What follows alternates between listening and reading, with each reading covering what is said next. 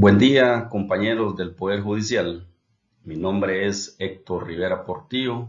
Actualmente funjo como coordinador regional de la zona occidental de la Defensa Pública. Mi sede es en la ciudad de Santa Rosa de Copán y coordinamos los departamentos de Copán, Lempira y Ocotepeque. En este momento me tocó participar como formador de la Escuela Judicial y fui seleccionado para poderles hablar sobre el principio de lesividad y también el principio de humanidad de las penas. Para tales efectos, voy a hacer una introducción general de lo que es el principio de lesividad. Y este mismo dice que el principio de lesividad se sintetiza con el aforismo "no hay delito sin daño". Es decir, no puede existir hecho punible sin amenaza real o potencial para el bien jurídico tutelado, y se vincula también con el hecho de que el Estado no puede intervenir para defender ciertas concepciones éticas o políticas, a no ser que estén amenazados los fundamentos del Estado de Derecho mismo, es decir, el imperio de la ley, división de poderes, legalidad de la actuación administrativa y garantía de derechos y libertades fundamentales. Este principio trata de impedir la imposición de sanciones penales o la consagración de tipos penales que no tengan como fundamento la protección de un bien jurídico. Eso es la introducción que estamos haciendo en este momento relacionado con el principio de lesividad, y a continuación vamos a hacerles lectura de otros contenidos relacionados con este principio. El principio de lesividad, según el Código Penal, que va a entrar en vigencia en el mes de mayo del presente año, menciona en el artículo 2: solo es sancionable la conducta que pone en peligro un bien jurídicamente tutelado. La actuación del derecho penal se debe limitar a los ataques más graves contra los bienes jurídicos más relevantes. En este sentido, vamos a formularles una pregunta. ¿Qué entendemos por bienes jurídicos tutelados? Son aquellos presupuestos que la persona necesita para su autorrealización y el desarrollo de su personalidad en la vida social, como por ejemplo la vida, la salud, la propiedad, integridad corporal, medio ambiente, etc., entendiéndose como el valor que la ley quiere proteger de las conductas que puedan dañarlo. Es decir, que si no hay un daño a la vida, si no hay un daño a la integridad corporal, a la salud, a la propiedad, a pesar de que se haya desarrollado una acción que lleve todos los elementos del tipo, pero si no hay un daño según el principio de lesividad, no debería de ser valorado ni por el Ministerio Público, ni por el juez o algún tribunal de sentencia u otro órgano judicial colegiado. También refiere que el principio de lesividad solo puede existir un delito cuando las acciones ejecutadas por un individuo afectan al derecho de otro. En consecuencia, el poder punitivo del Estado se manifiesta solo cuando la conducta de un sujeto afecta a los demás. Es la consagración de la libertad como valor supremo, la libertad para hacer lo que se quiera sin más límite que la libertad de los otros. Como consecuencia del principio de lesividad y la idea de afectación a los derechos de terceros, nace lo que se constituye en la esencia del derecho penal, esto es, la violación a un bien jurídico.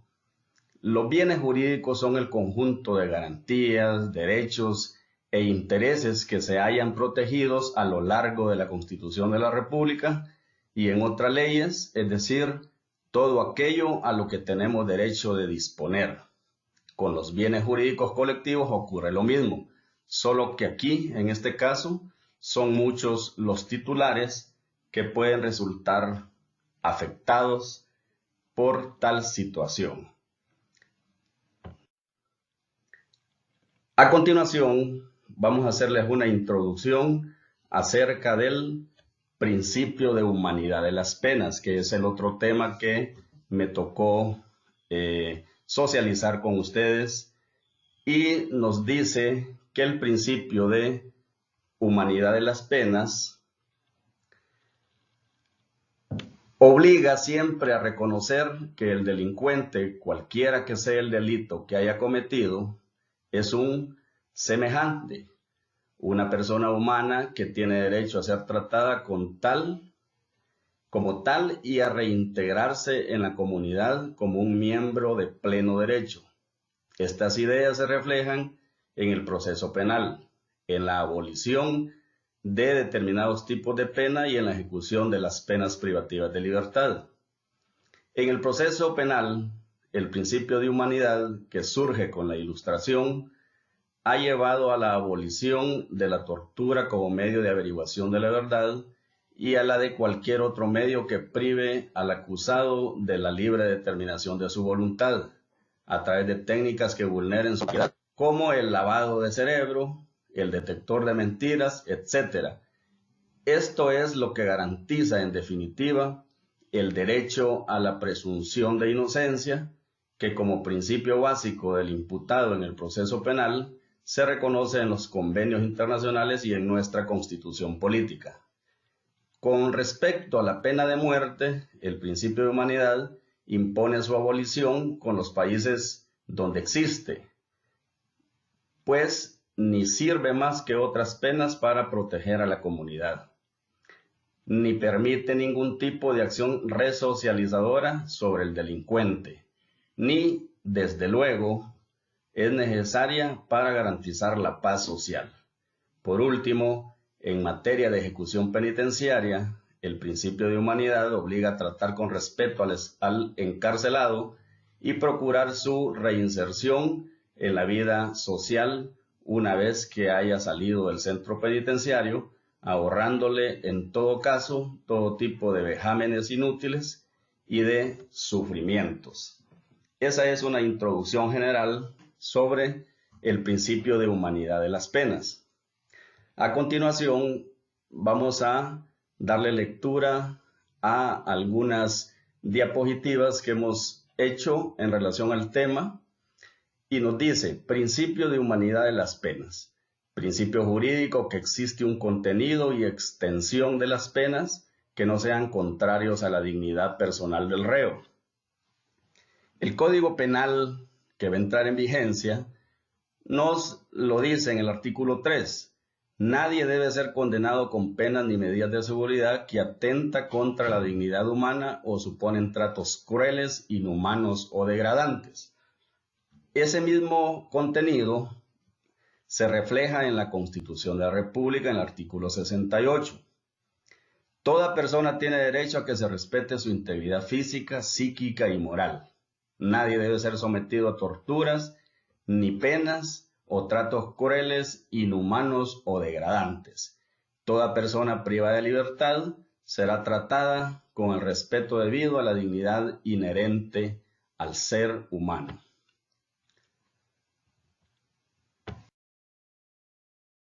Siempre continuando con el principio de humanidad de las penas, ya Honduras forma parte de convenios o tratados internacionales sobre derechos humanos y como consecuencia de ello tiene que hacerlo valer en el derecho interno. Y es así que la Declaración Universal de los Derechos Humanos en el artículo 5 menciona: nadie será sometido a torturas ni a penas o tratos crueles, inhumanos o degradantes. El Pacto Internacional de Derechos Civiles y Políticos en su artículo 10 menciona: 1. Toda persona privada de libertad será tratada humanamente y con el respeto debido a la dignidad inherente al ser humano. 2. Literal A. Los procesados estarán separados de los condenados salvo en circunstancias excepcionales y serán sometidos a un tratamiento distinto adecuado a su condición de personas no condenadas. Literal B. Los menores procesados estarán separados de los adultos y deberán ser llevados ante los tribunales de justicia con la mayor celeridad posible para su enjuiciamiento.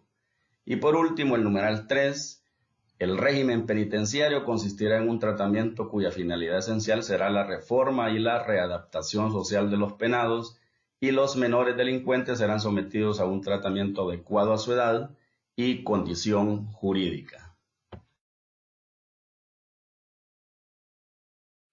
A continuación vamos a hacerles saber algunos conceptos básicos salidos de la doctrina y de la jurisprudencia internacional, y habla de lo que es el trato o pena cruel, inhumanos o degradantes.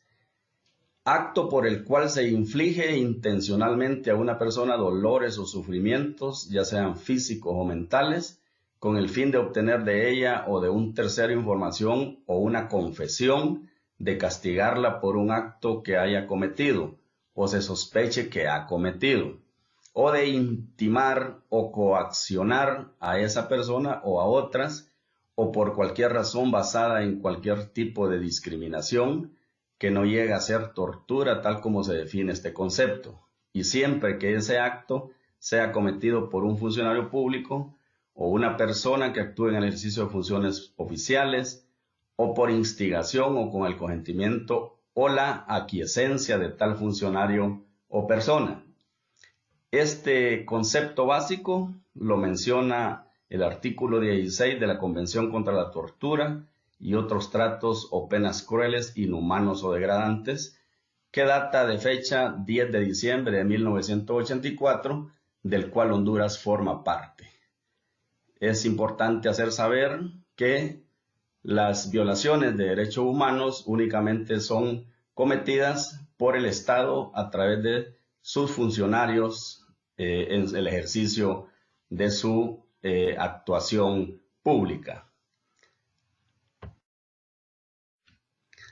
También tenemos el concepto de trato degradante, actuación humillante o vejatoria que pretende rebajar o envilecer al que la padece.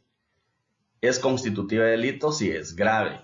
Por trato degradante habrá de entenderse aquel que pueda crear en las víctimas sentimientos de temor, de angustia y de inferioridad susceptibles de humillarlas, de envilecerlas y de quebrantar, en su caso, su resistencia física o moral. Este apartado está contemplado en el artículo 16 de la Convención contra la Tortura y otros tratos o penas crueles, inhumanas o degradantes, de fecha 10 de diciembre de 1984, convención esta a la que el Estado de Honduras está agregada. El nuevo Código Penal en el artículo 34 contempla la clasificación de las penas y dice que las penas que pueden imponerse son privativas de la libertad, privativas de otros derechos y multa, ya sea con carácter principal o accesorio. No se considerarán penas las medidas cautelares, las privaciones de derechos establecidos en las leyes civiles y las sanciones administrativas.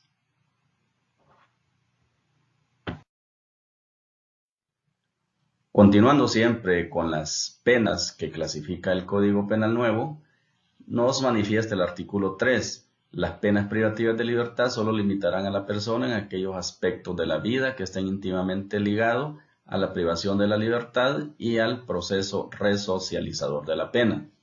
Es así que el mismo artículo hace ciertas clasificaciones, como por ejemplo las penas privativas de libertad. Ya aparecen formalmente la prisión a perpetuidad, la prisión, que antes le llamábamos reclusión, el arresto domiciliario, que aparece como pena principal, que antes era nada más una medida sustitutiva, y la detención de fin de semana, que es una novedad completa porque no lo contemplaba el Código Penal que actualmente tenemos en vigencia. También hay otro tipo de penas que afectan otros derechos del acusado.